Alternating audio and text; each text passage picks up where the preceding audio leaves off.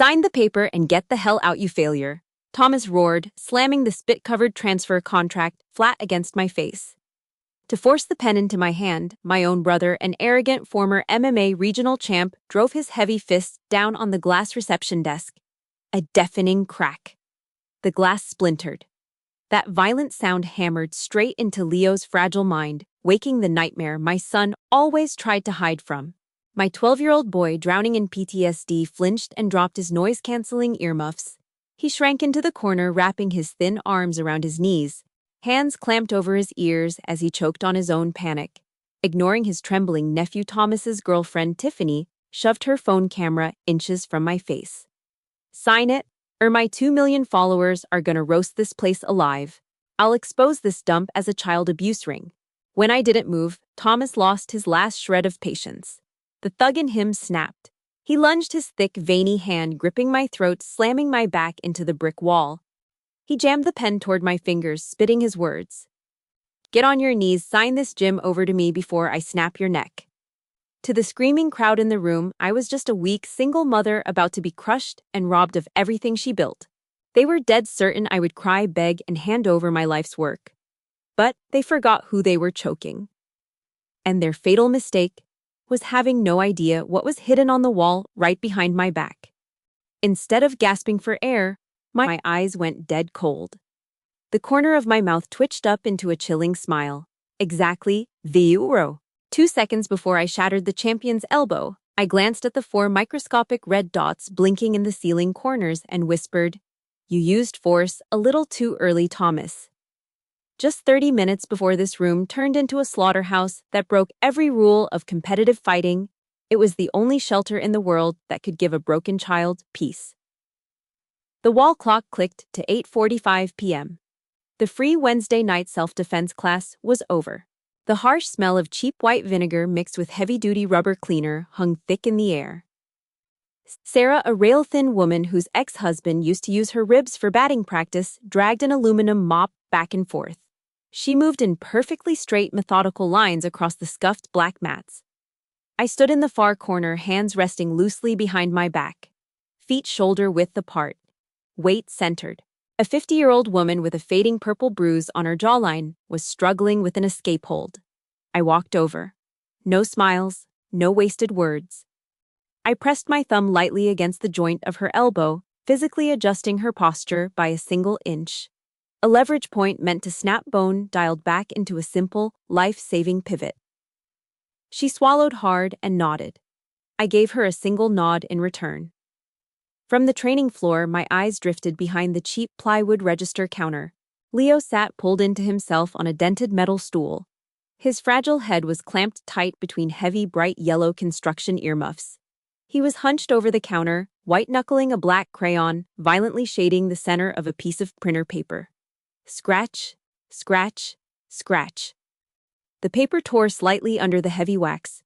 Every time a distant siren or a loud muffler echoed down the south side street, his small shoulders twitched. I stopped moving. My eyes locked onto the rapid shallow rise and fall of my son's chest. Inhale for 4 seconds. Hold for 4. Exhale for 4. It was a breathing rhythm I learned while the sky rained fire and the sand turned to glass around me. A habit burned into my nervous system to keep my hands steady. Now I used it just to keep the suffocating weight of a mother's heartache from cracking my ribs. I stepped behind the counter and reached into the bottom drawer. The cheap wood scraped loudly against the metal track.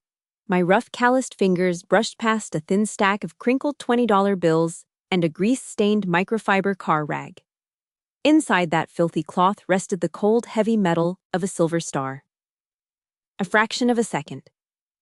That was all it took for the blistering heat of Fallujah to hit the back of my neck. The blinding dust. The metallic, coppery taste of blood in the back of my throat. The friends who went into the dirt so I could come back out. And when I finally did come back to Chicago carrying that heavy piece of metal in my faded duffel bag, my own blood didn't care. My younger brother Thomas wasn't waiting at the airport terminal. He didn't ask if I was hurt. He didn't ask what nightmares kept me awake. He just sent a text message an hour after my flight landed, demanding my debit card PIN so he could pull cash for a down payment on a new lifted pickup truck. To them, I was never a sister. I was an ATM in a faded uniform. I slammed the drawer shut. The sharp, hollow thud of wood swallowed the memory whole. The clock ticked to 8:55 p.m. I walked toward the front window, killing the overhead fluorescence to save on the electric bill. The draft sliding under the weather-stripped door frame was a bitter 10 degrees below zero, biting straight through my worn canvas sneakers. Habit took over. My eyes automatically scanned the dimly lit street, checking the 3 blind spots between the overflowing dumpsters and the rusted sedans parked along the curb. Streetlight number 4 flickered, buzzing with faulty wiring. Then, the quiet shattered. Blinding high-beam halogen lights stabbed straight through the frosted glass, casting my long, dark shadow violently across the rubber mats. The deafening screech of heavy truck tires grinding down on black ice and road salt cut through the gym. 2 massive blacked-out pickup trucks jerked to a halt, completely blocking the only exit to the street. The heavy metal doors kicked open. The suffocating oily stench of diesel exhaust flooded into the room, riding on the freezing wind. The invaders had arrived. The front glass door didn't just open. It buckled inward, slamming against the drywall with a violent structural crash. The rusted hinges screamed. Thomas walked in first. He didn't wipe his feet. The heavy treads of his winter boots ground dirty snow-black street sludge and corrosive road salt deep into the black rubber mats Sarah had just spent an hour scrubbing on her hands and knees. He rolled his massive shoulders, his cheap, shiny black puffer jacket swishing loudly in the quiet room. He breathed out a cloud of vapor, stinking of stale energy drinks and chewing tobacco. Right behind him was Marcus, 260 pounds of bad intentions and wheezing breath, his wide frame completely blocking the only exit to the freezing street. Valerie stepped in last. She paused at the threshold, lifting a perfectly manicured hand to pinch the bridge of her nose. The heavy, suffocating scent of her $300 designer perfume rolled into the gym, violently clashing with the honest smell of cheap vinegar sweat and worn vinyl. She brushed a light dusting of snow off the shoulders of her beige cashmere coat, looking around as if the very air inside my gym might infect her. My jaw tightened. The muscles in my neck pulled taut until they ached. I knew that coat. I paid for it. 10 years ago, I wired 3 months of hazard pay back to a bank in Chicago. It was supposed to cover her community college tuition so she wouldn't have to work night shifts like our mother did. Instead of an education, she bought that coat and a plane ticket to Vegas. Now she was wearing my blood money to stay warm while she came to steal the only livelihood I had left. Daycare's over. Clear out. Thomas barked, clapping his thick, meaty hands together. Smack. The sharp crack echoed off the exposed brick, sounding like a gunshot in the confined space. The 2 women still standing on the mats jumped. They instinctively backed up, pressing their shoulders hard against the padded drywall, eyes darting toward the door. Thomas sneered, stepping forward and kicking a stray leather focus mitt violently out of his way. It skidded across the room and hit the baseboard. Look at this absolute dump! He scoffed, his chest puffed out, eyes wide and bloodshot from the synthetic testosterone pumping through his veins. A refugee camp for losers. You really think paying my washed-up sister $10 a week is gonna stop you from getting laid out in the real world? He thumped his own chest, flexing a chemical-built bicep that had never done a day of hard labor. This is a real gym. Alpha, survival of the fittest. A blinding artificial white light suddenly flared, cutting viciously through the dim room. Tiffany, his girlfriend, squeezed past Marcus's wide shoulders. She held her 3-lens phone chest high, a glowing ring light attached to the back. The harsh LED glare washed out her heavy contour makeup. She aimed the camera dead center on the 50-year-old student, zooming in on the fading purple bruise on the terrified woman's jawline. Oh my God, you guys, look at these rats! Tiffany laughed, her voice a grating, high-pitched squeal that scraped against my eardrums. You think hiding in this moldy basement makes you safe? You're pathetic. Look at Thomas. That's what power looks like, not this depressing victim support group. She panned the camera slowly, intentionally capturing the raw fear of working-class women shrinking under the weight of social media shame. Sarah trembled. Her knuckles turned white as she gripped the aluminum handle of her mop, backing away from the glare, her eyes pleading with me. I didn't speak a single word. I didn't need to. In 3 fluid, silent sliding steps, I closed the distance. I placed my body dead center between Tiffany's blinding camera lens and the terrified women pressed against the wall. Before Tiffany could adjust her angle to film my face, my hand reached up and slapped the heavy metal breaker switch mounted next to the window. Click. The overhead fluorescence died instantly. The gym plunged into heavy cold shadows. The only light left was Tiffany's own ring light, which now bounced violently off the frost-covered front window, blinding her own camera lens. "Hey, what the hell?" Tiffany shrieked, stumbling backward in her tight yoga pants, nearly twisting her ankle. Valerie let out an annoyed sigh. She pushed past her brother's girlfriend, her expensive heels clicking sharply against the bare concrete floor. She didn't look at me like a sister. She looked at me like a stray dog begging for scraps. She stopped right in front of the cheap plywood register counter where Leo was hiding. She reached into her designer leather bag and pulled out a thick metal-bound stack of papers. With a flick of her wrist, she threw it. Thud. The heavy document slapped hard against the tempered glass of the reception desk. The bold, black letters on the cover page stared back at me in the dim light. Commercial lease transfer agreement. The sharp chemical smell of fresh printer ink rose off the thick stack of papers, cold and sterile against the damp air of the gym. Valerie kept her hands buried in the deep pockets of her cashmere coat. She extended one index finger, tapping a long red acrylic nail against the tempered glass of the reception desk. Click, click, click. "You're 3 months behind on the lease, Jessica," Valerie said. Her voice was smooth, dripping with the kind of condescending pity rich women save for panhandlers. "Thomas is expanding the Alpha franchise. This block is right in the middle of the new zoning plan. We're buying this rat hole to bail you out. Sign the paper. Take the spare change and get your sick kid a real doctor. Stop being a financial roadblock for your own family." Thomas didn't have his sister's calculated patience. He planted both of his thick, meaty hands flat on the glass, leaning his heavy, chemically bloated frame right into my personal space. The foul stench of wintergreen chewing tobacco and stale beer radiated off his breath. "Who the hell do you think you are?"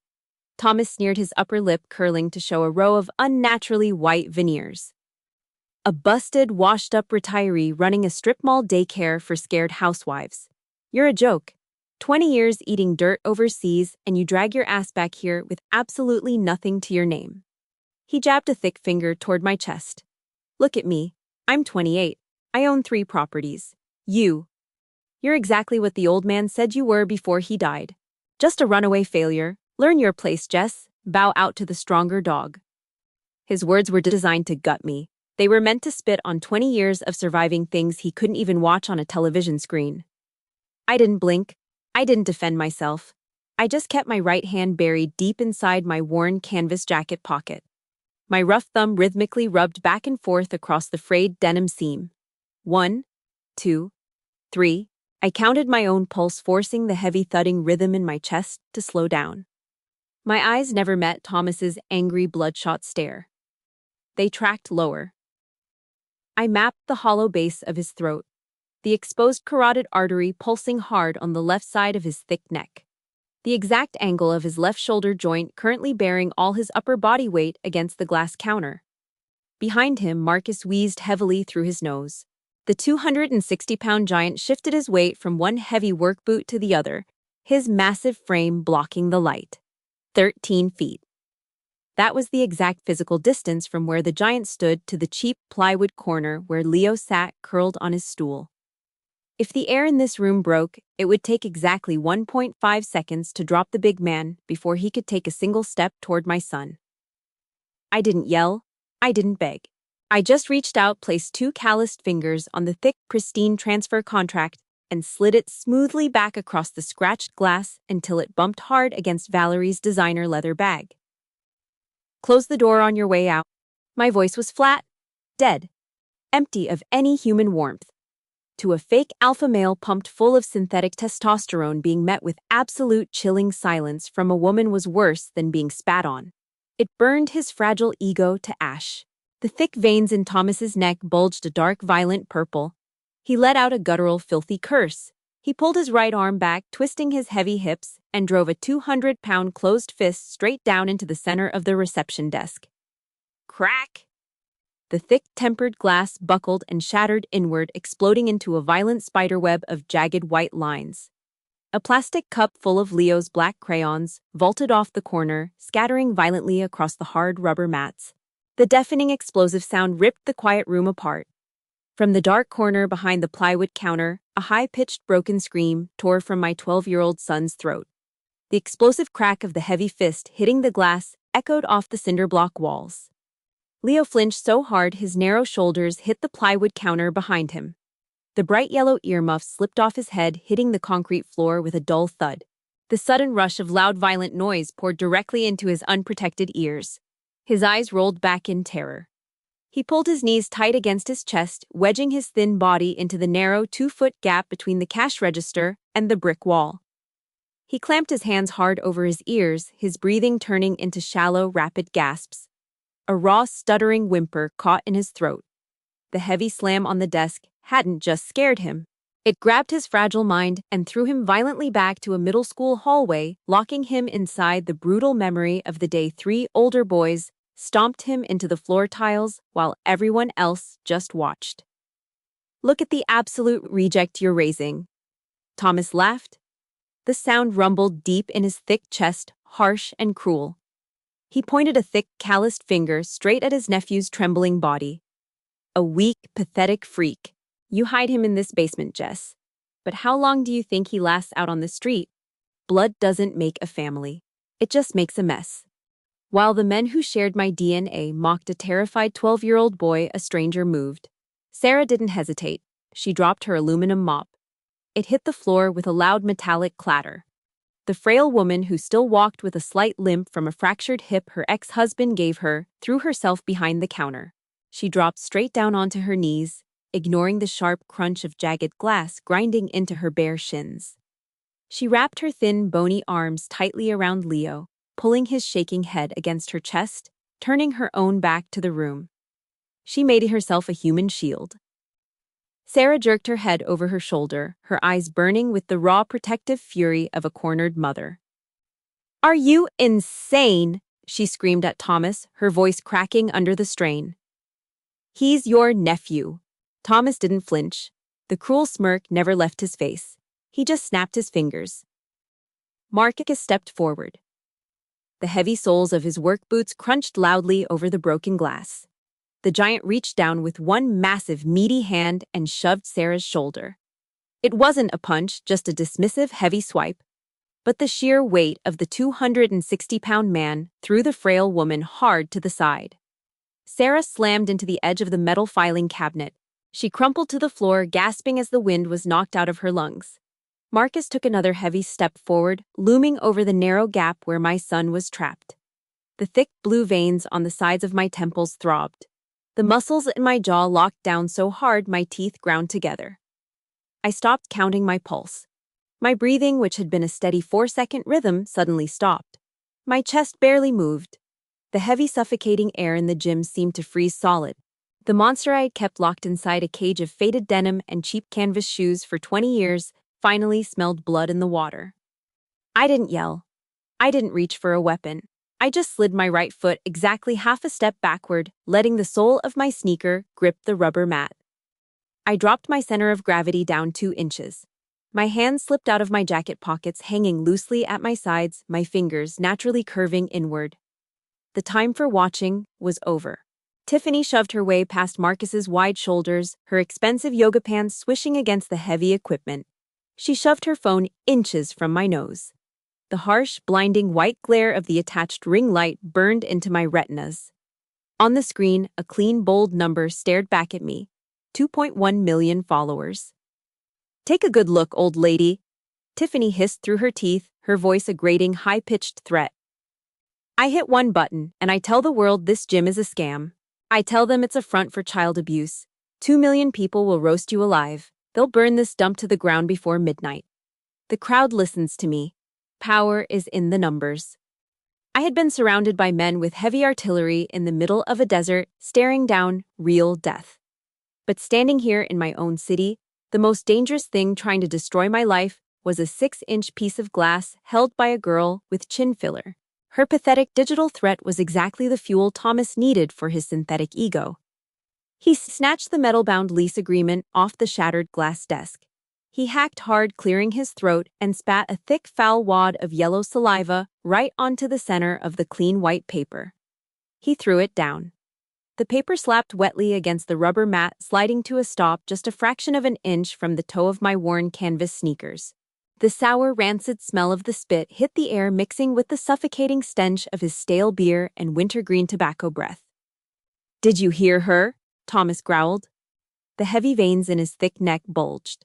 The whites of his eyes were completely bloodshot, a violent red map drawn by years of cheap steroids. "You have two choices: sign the paper and hand over this rat hole, or wind up begging for change on the street." He pointed a thick, meaty finger down at the floor. "Get on your knees, use your sleeve, wipe my spit off that contract, and sign your name. Now." He waited for me to break. He waited for the single mother to crumble, to cry, to beg for her brother's mercy. I didn't blink. I didn't breathe. I stared straight through his bloodshot pupils, my eyes settling into a cold, crushing stillness, the kind of absolute dead silence you only find at the bottom of the ocean. "You have exactly 5 seconds, I said. My voice dropped an octave. It was flat, mechanical, completely devoid of a single human emotion. "Close that door, walk out, and I will allow you to make it home alive tonight." It was a cold, absolute fact. But to a fake alpha male, that tone was a bucket of boiling water thrown straight onto his fragile pride. Thomas let out a filthy, guttural curse. He lunged forward, his heavy, veiny right hand clamped violently around my throat. The sheer force of his 200-pound body drove me backward. My spine slammed hard against the exposed brick wall, knocking the breath from my lungs. He tightened his grip, lifting his arm upward. The rubber soles of my worn sneakers scraped against the wall, lifting 2 inches completely off the floor. The oxygen in my lungs stopped. "I'll snap your damn neck," he roared, spit flying from his lips and hitting my cheek. The red line wasn't just crossed, it was shattered. If you've ever had to stand completely alone against family members who tried to tear you down and take everything you built, hit that like button. Drop a 1 in the comments right now if you know exactly how heavy that betrayal feels, and don't forget to subscribe to follow my journey. We don't owe loyalty to people who treat us like dirt. He squeezed harder, his thick fingers digging deep into my windpipe, waiting for my hands to come up and claw helplessly at his arm. He was going to be waiting a very long time. Pinned against the exposed brick, my worn canvas sneakers hovering 2 inches above the floor, I didn't thrash. I didn't claw at the thick, veiny hand suffocating my throat. I didn't even blink. I just looked at my brother. In exactly a quarter of a second, my left arm snapped upward like a heavy whip. It wasn't a closed-fist boxing punch. It was a flat, hardened palm strike driven straight into the soft inner crease of his right elbow, dead centering the ulnar nerve. Crack! The sound was sharp and hollow, like a thick, dry branch snapping in half. A blinding electric shock of pure nerve trauma shot straight up Thomas's heavily tattooed arm. His biceps spasmed violently. The thick fingers crushing my windpipe instantly lost all structural integrity, peeling open and going completely dead. I dropped. My rubber soles hit the mats hard. Thomas's eyes bulged completely wide with anaphylactic shock. But the muscle memory of an amateur cage fighter took over. He grunted, swinging a wild looping left hook aimed straight for my jaw. It was slow, sloppy, telegraphed a mile away. I slid my right foot exactly 6 inches to the side, slipping entirely off his center line. The heavy punch caught nothing but dead air.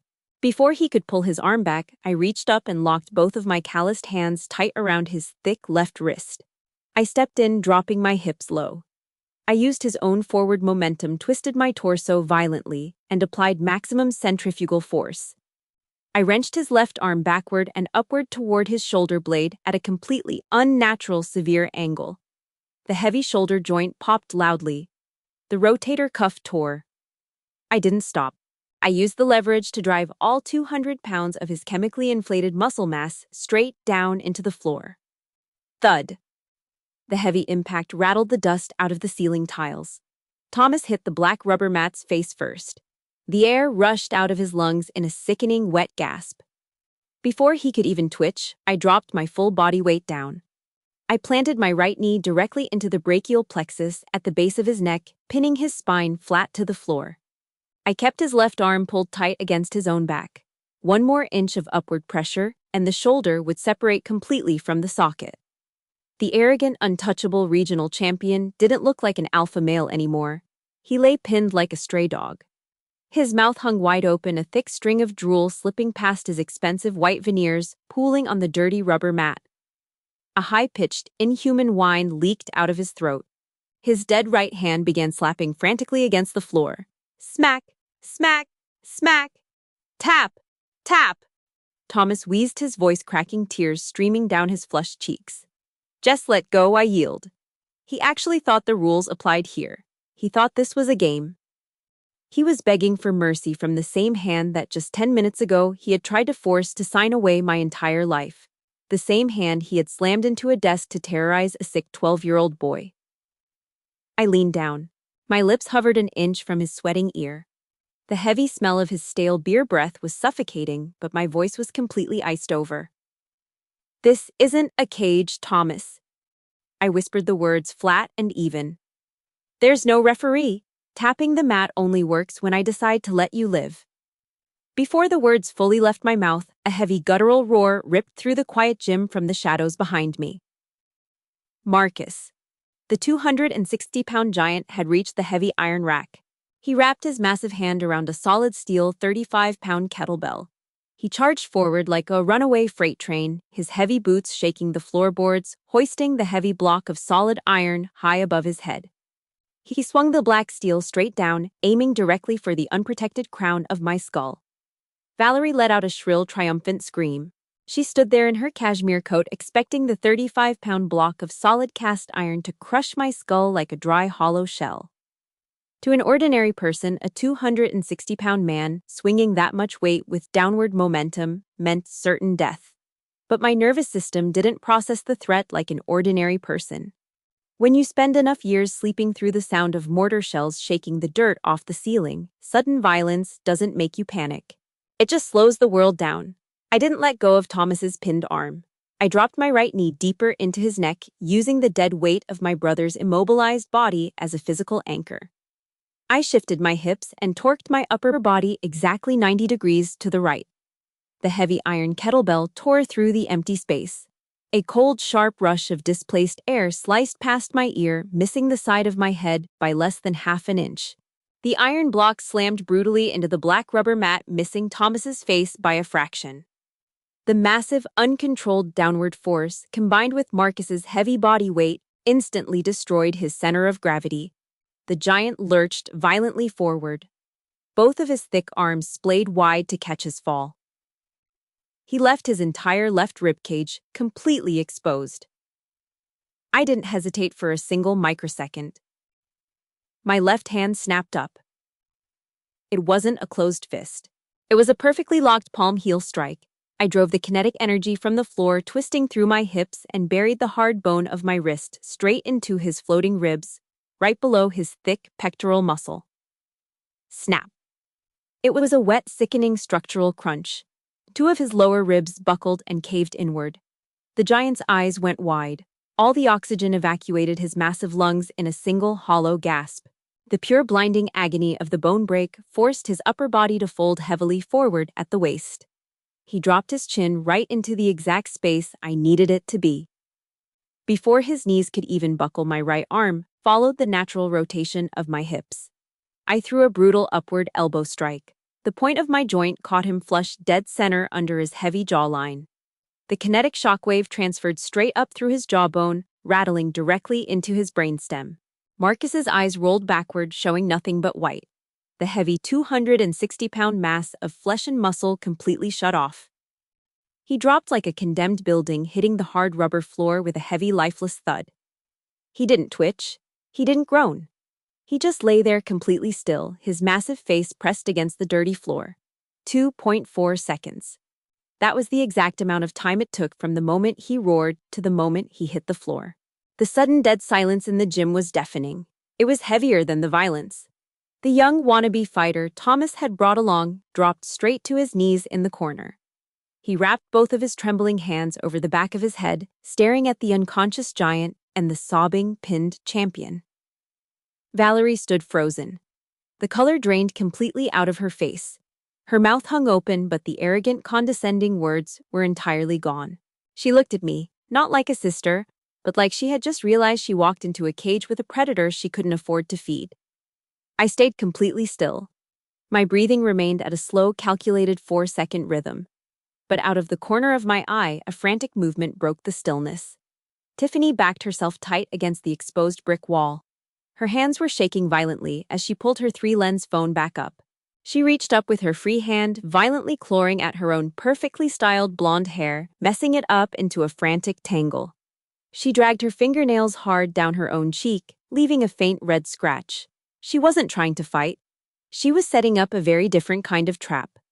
The physical violence ended when the giant hit the floor. The real trap was just opening. Tiffany backed tight against the exposed brick, her thumb frantically swiping across her screen. She switched her phone to the front-facing camera. She looked at her own reflection, took a quick, shallow breath, and completely transformed. Tears immediately flooded her eyes. She let out a loud, shuddering sob, her voice trembling like a seasoned Hollywood actress. "Oh my God, you guys, please help me," she cried into the microphone, her face a mask of pure terror. She panned the camera down to Thomas, who was still pinned on the floor, whining and drooling from the pain of his torn shoulder. Then she showed Marcus a motionless heap of meat on the rubber mats. "We just came to visit Thomas's sister. But she's crazy. She attacked us with a weapon. She broke his arm. Somebody call the cops. Please?" 10 minutes later, the quiet night in Southside Chicago was torn apart. The high-pitched, deafening wail of police sirens cut through the bitter wind. Harsh red and blue strobe lights flashed violently through the cracked, spider-webbed glass of the storefront, washing the dim room in a chaotic, nervous glare. 4 officers kicked the heavy door wide open, stepping out of the freezing cold. Snow crunched under their heavy boots. Their hands rested instinctively on the butts of their holstered sidearms. The crackle of police radios filled the silence. Valerie saw the uniforms and found her lifeline.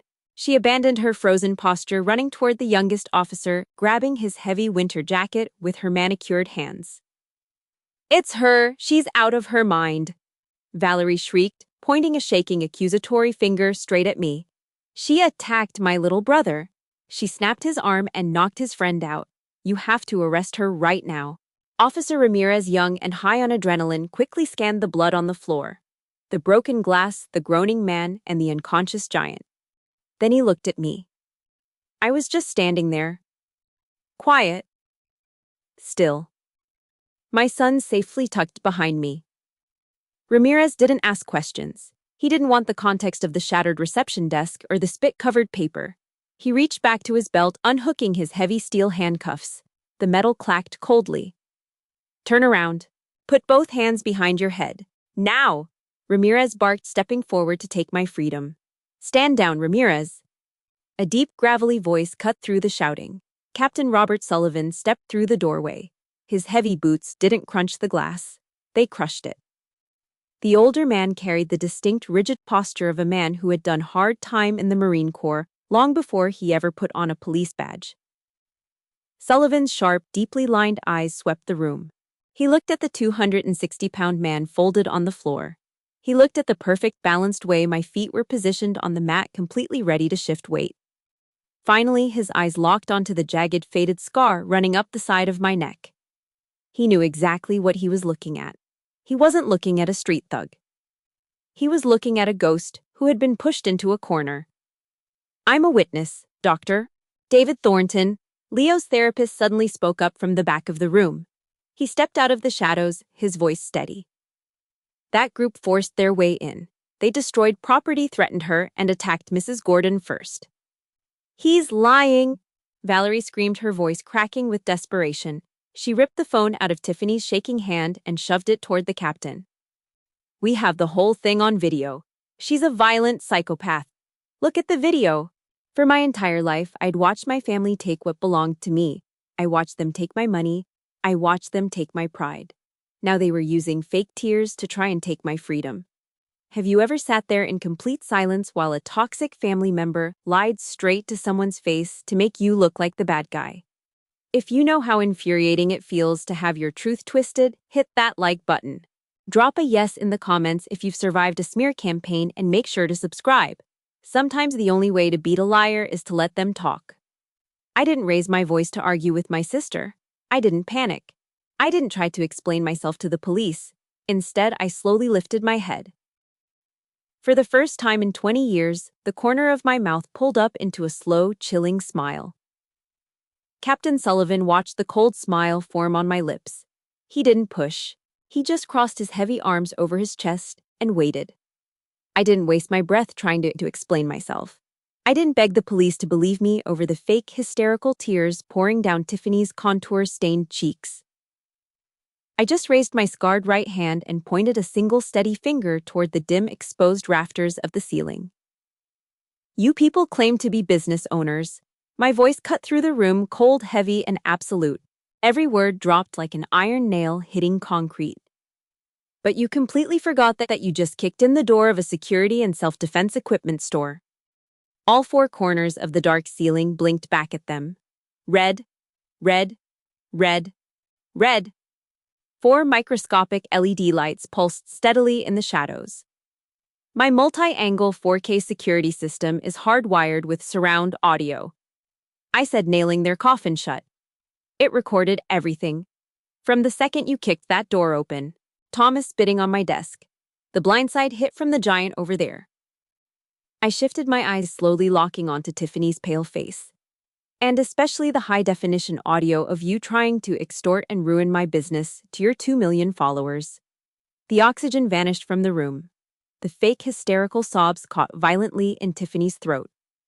The smug, entitled color drained completely out of Valerie's face, leaving her looking as pale as a corpse. Her mouth hung open, but her trembling lips couldn't form a single word. The heavy, suffocating silence of the ruined lie crushed them. Their entire toxic manipulative trap had been violently dismantled from the inside out. They had banked everything on their ability to bully a quiet, broken single mother. Their fatal mistake was forgetting that they were dealing with a woman whose entire survival depended on being 3 steps ahead of the worst people on earth. Captain Sullivan gave a slow, satisfied nod. He didn't even look at me anymore. He turned his heavy shoulders toward the officers. Read them their rights, Sullivan ordered, his voice echoing off the brick walls. Cuff the 2 women for extortion and filing a false police report. Get an ambulance down here to scrape those 2 off the floor, then handcuff them to the hospital beds for aggravated assault. Officer Ramirez didn't hesitate this time. He stepped straight toward Valerie, grabbing her wrist, roughly pulling her expensive cashmere sleeve behind her back. The cold steel of the handcuffs clicked loudly, locking tight around her manicured wrists. Wait. No, you can't do this. Valerie shrieked, her expensive heels slipping on the broken glass as she tried to pull away. Tiffany backed up against the wall, her chest heaving in absolute panic. Her wide, terrified eyes darted between the approaching cops and the heavy phone still gripped in her hand. Her fingers were trembling violently. She fumbled to turn off the screen, to hide the lie, to delete the fake crying video she had just recorded. But her hands were shaking too hard. In her blind panic, her thumb slipped. It pressed down hard against the glass screen. Click. She didn't hit delete. She hit the blue post button. The upload bar flashed across the screen for a fraction of a second, instantly sending her fake, tear-soaked lie out to 2.1 million people. The digital bomb was dropped. By sunrise, the internet was a wildfire. Tiffany's fake tear-soaked video generated thousands of hateful comments aimed at my gym for exactly 1 hour. Then the Chicago Police Department released the raw, unedited 4K security footage to the public to clear the air. The backlash was instantaneous and absolutely merciless. Sponsors dropped Tiffany before noon. The corporate investors backing Thomas's gym franchise pulled their funding by 2 o'clock, forcing him into immediate bankruptcy while he laid in a hospital bed with a surgically pinned shoulder. Marcus was sitting in a freezing county jail cell, breathing through a wired jaw, waiting for a felony assault trial. The fake empire was reduced to ash. Inside Valkyrie, the air felt entirely different. Pale winter sunlight cut through the newly installed front window, glass warming the black rubber mats. I stood behind the cheap plywood counter, taking a slow sip from a heavy ceramic mug. The black coffee was bitter, scalding, and perfect. The mail carrier had just dropped off a thick, certified envelope. The return address belonged to a high-end downtown law firm representing the Gordon family. A settlement offer. A desperate plea to keep things quiet. 10 years ago, a letter like that would have made me feel guilty. I would have opened my wallet again. Not today. I didn't even tear the seal. I just crushed the thick paper in my right hand, crumpling it into a tight, hard ball, and tossed it into the rusted tin trash can under the desk. Clang. The heavy, hollow sound of the paper hitting the bottom of the tin was the sound of a toxic bloodline finally being cut. I didn't owe them a single dime, and I certainly didn't owe them my forgiveness. The gym was packed. The exposure from the footage had flooded the Southside neighborhood. The floor was crowded with waitresses, night shift nurses, and grocery clerks, working-class women who realized that waiting for someone else to protect them was a losing game. The room echoed with the sharp sound of leather focus, mitts getting hit, and the low, steady hum of women talking and laughing. The smell of cheap vinegar and sweat felt like home. But the money didn't make me smile. The real victory was in the far corner of the room. Leo stood in front of the full-length mirror. His heavy yellow construction earmuffs were gone, tossed carelessly on a nearby wooden bench. The loud, sudden noises of the crowded gym didn't make him flinch anymore. He stood with his feet shoulder-width apart. His small face was pulled tight in absolute concentration. He curled his thin fingers inward, squeezed his hand tight, and threw a straight, deliberate punch into the empty air. I walked over my canvas sneakers, silent on the mats. I squatted down, putting myself at eye level with my 12-year-old boy. I reached out gently, lifting his hand. I unfolded his thumb from the inside of his fingers and wrapped it securely around the outside of his knuckles. If he hit something the other way, the bone would snap. He looked at my hand, then up at my eyes, and gave a small, confident nod. He understood. That violent night didn't break us. It taught us the only rule that mattered. Real power isn't about flexing chemically inflated muscles, and it definitely isn't about screaming for attention on a screen. Real power is silent. It's the discipline to keep the monster inside the cage until the exact moment you need it to protect the things you love. The Chicago winter wind was still howling outside the glass, but inside these brick walls, the sun was finally up. Thank you so much for walking through this journey with me, for listening, and for standing by my side until the very end. I truly appreciate every single one of you.